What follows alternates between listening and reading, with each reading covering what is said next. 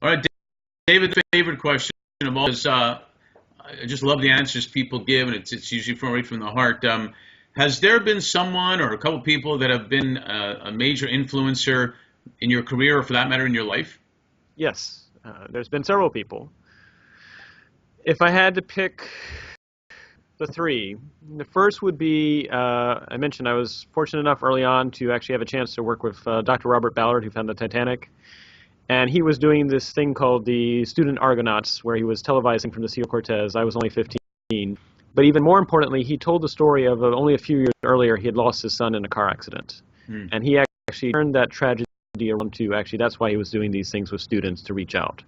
And so I think that, to me, was a good lesson in terms of we can't necessarily control the circumstances life gives us, but we can choose to be a survivor or a victim. Right. The next person I would actually say, there was a Dr. William Jeffrey who was willing to take me in and actually, I was only 17 at the time, exposed me to working with small satellites and gave me carte blanche to say, can you figure out civilian purposes that are benevolent using these small satellites? At age 17. At age 17. And he's now president of SRI, but I think having that willingness to actually try that experiment, I had to get security clearance because this was some high-res images that were coming in. And what we ended up doing was actually, I pitched them and he was willing to accept it. Can we pick up forest fires from space, scan the topology, scan the wind conditions, scan the foliage, and guess where they were going to go on a computer simulation? And for someone willing to open that door for a 17-year-old, I think that's where I am today. Is I owe that a lot to him. And then finally, there was a individual by the name of Dr. Tracy Treadwell, who was an epidemiologist with the bioterrorism program. And she and I, we worked closely when we responded to 9/11, to anthrax.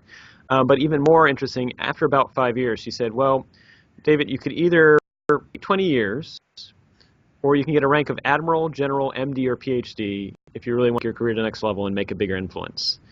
And so I owe it to her to actually help motivate me to get a PhD, because at the time I said the last thing I want to do is do academia. And as you see, I'm not in academia now, Right. but she was willing to take the risk and actually encourage me to do that. Leaders developing leaders, huh? Very much so. I try to give forward myself going forward. Well, I'm gonna throw in I'm gonna shout out for you mentioned your parents. I mean, Oh, yes, definitely. I would give a shout out to both my parents.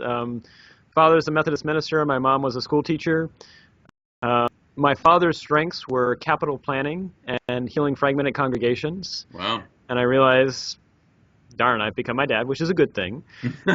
And my mom's strengths were she made people feel welcome and engaging, and she was the hostess. There was actually once a time when the bishop came to visit us.